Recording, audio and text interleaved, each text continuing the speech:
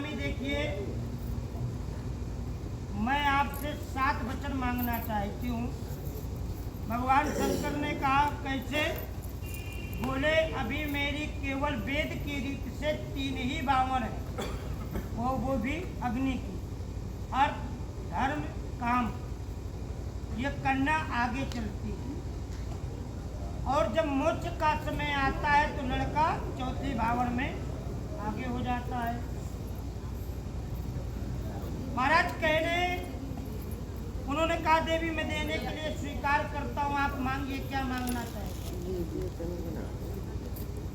उन्होंने कहा कि महाराज कोई यज्ञ करेंगे, कोई दान करेंगे, जो भी कर्म करोगे तो आप मुझे अपने साथ लेकर के, आज से अकेले कोई काम आप नहीं करेंगे।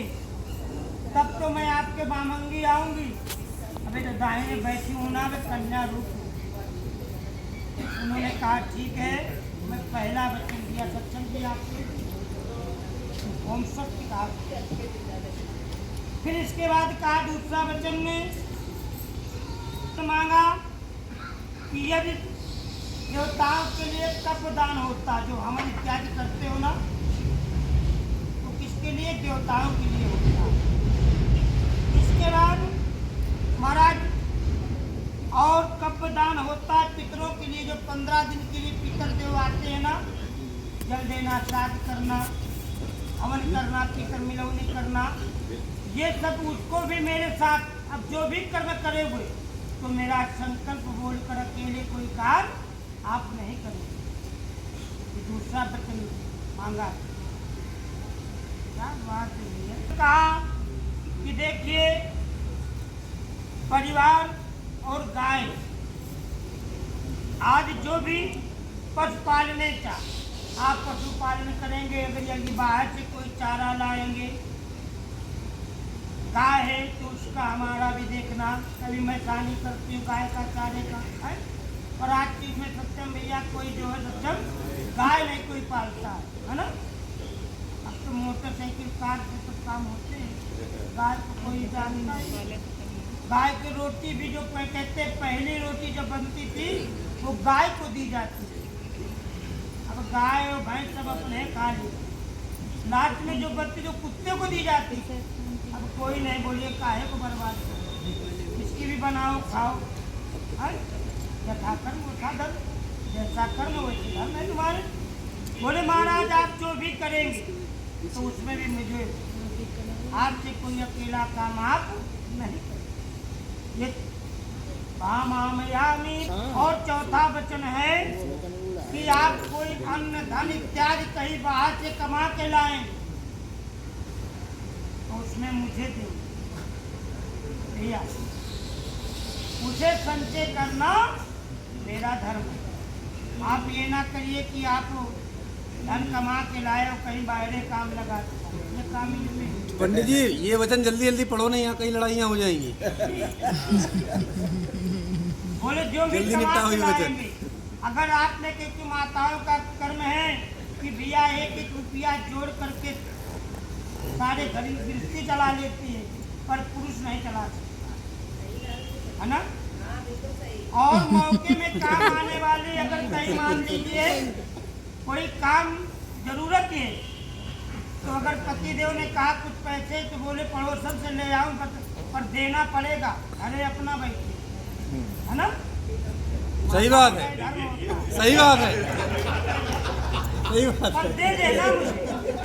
पर भैया ये जो नोटबंदी हुई ना, अब मोदी बाबा ने सब चोरी खुलवाना चालू किया। बोले हमारे तो 1000 रखे होंगे है ना। आयो वे धंधा तक जो भी धन कमा के लाएंगे तो मेरे हाथ में दोगे और फिर हमसे लेकर कर खर्च करोगे तो वो धन आपका सार्थक होगा, क्योंकि लक्ष्मी स्वरूपा कहा जाता है ना। महाराज जी कौन सा वचन हुआ? चौथे वचन में लड़ाई करा दी पंडित जी ने। 5वां वचन है कि आप कोई मंदिर बनवाएंगे, कोई बाग लगवाएंगे या प्रतिष्ठा करवाएंगे, कोई भी कार्य करेंगे तो वो भी मुझे अपने साथ लेकर के अकेले कोई कार्य नहीं करेंगे। कौन सा वचन हुआ भैया? ओम। और छठवां वचन है कि आप परदेश गए कमाने के लिए, परदेश में खूब मौज किया आपने, और जब घर की याद आई तो घर में चल दिया, और जब घर के पास पहुंचे तो एक कौड़ी ना बची है, तो वहाँ मौज करते रहे ना। और घर में आए तो घर में झूठ मत बोलिएगा, अगर पत्नी से झूठ बोल दिया तो भैया बड़ा गड़बड़ होता है। बिना इधर की मर्यादा और ना उधर की मर्यादा, कुछ चीजें छुपाई जाती हैं लेकिन सब नहीं। अगर आपने बताया कि क्या बताएं, रास्ते में मेरी जेब सफा हो गई, ये मत कहिए। आप कहिएगा क्या बताऊं, है ना, ये कभी ना कहिए। ये सीधा बताइए कि मैं ये करता रहा, ये मैं करता रहा, इस कारण से मैंने धन संचय नहीं कर पाया, ये तो चलेगा। और आपने अगर कहा कि नहीं मैं जेब सफा हो गई, तो कब तक छुपाए रखें, जब तक चलता रहे। कभी तो खुलेगी, और जब तक खुलेगी ना तब तक तो क्या हो जाएगा, ना जाने कहाँ तक बात फैल जाएगी। तब तक तो रोटी चलेगी पंडित जी, ना चलेगी, तब तक तो रोटी चलेगी, उसके बाद देखी जाएगी। ये छठवां वचन हुआ। कहा गया सातवां वचन बड़ा सक्षम, बहुत सुंदर मांगा गया। आज आकांक्षा जी आपसे मांग रही हैं और आपको यही प्रतिज्ञा करना है।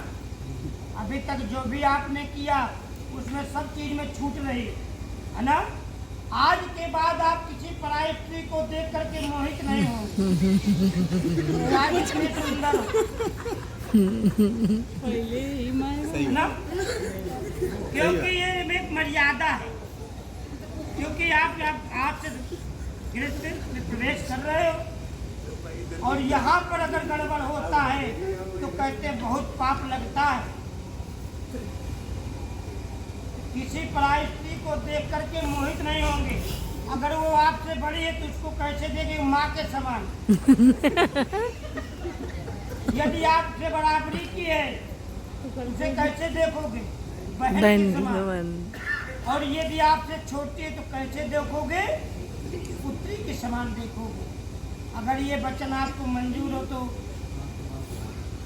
मंजूर करो यार, बता रहे बोलो यार, मंजूर की आवाज है, सुनाई नहीं दिया यार। ये पैन लगाओ तो कल हटाना नहीं। हाँ वो तुम इसको सातों दे दिया नहीं है। मदीय चित्ता रहेंगी सदा, मदीय चित्ता रूपत। जो मेरा चित्त है, चित्त समझते हैं ना आप, जो से हम सोचते विचारते हैं, तो मुझे कहना ना पड़े, आप मेरे चित्त के साथ अपने चित्त को मिला के चलेंगे। कहने की आवश्यकता ना पड़े, आप समझ जाए कि इनको इस समय किस चीज़ की आवश्यकता है, तभी ये है। अवमाज्ञा परिपालनम चा, मेरी आज्ञा का 100% पालन करेंगे, उसमें छूट का कोई गुंजाइश नहीं दिया गया है। 100% आप मेरी आज्ञा का पालन करेंगी। और क्या करेंगी, पतिव्रत धर्म। पतिव्रत धर्म का क्या है, जैसे अभी कहा गया 7वां वचन में पंडित जी ने सुनाया था कि न सेवनीय पर किया जाया। आप जो है आज के बाद, इसी क्षण के बाद, आज के बाद इसी क्षण से दूसरी जो माताएं बहनें हैं उनको 3 रूपों में देखेंगे। तो पति व्रता जो धर्म है, जो पत्नी का, देखो दोनों थे, पतिव्रता धर्म, पातिव्रत व्रता धर्म। जो पत्नी का पतिव्रता धर्म, तो सपने में भी पर पुरुष का ध्यान नहीं आना चाहिए। अपना जो पति है, जो अपना देवता है, वो चाहे गरीब हो, चाहे अमीर हो, चाहे दरिद्र हो, चाहे कोढ़ी ही क्यों ना हो, लेकिन कभी भी पर पुरुष से उसकी जो है नहीं कि पर पुरुष की आप बड़ाई करें, उसकी प्रशंसा करें। आप पतिव्रता धर्म का पालन करेंगी, तभी मैं आपको अपने वाम भाग लेने के लिए स्वीकार है ना। और है प्रिय, आज के बाद आपको कीड़ा शरीर संस्कार, कीड़ा माने खेलना कूदना है ना, और शरीर के जो 16 संस्कार होते हैं वो सिर्फ और सिर्फ अपने पति के लिए करने चाहिए, है ना। किसके लिए करना चाहिए, पति के लिए। जो हमारा श्रृंगार का साधन है वो अपने पति के लिए श्रृंगार करना चाहिए। और मेरे घर में न रहने पर यदि मैं कहीं नहीं हूँ तो आप इनसे बचें।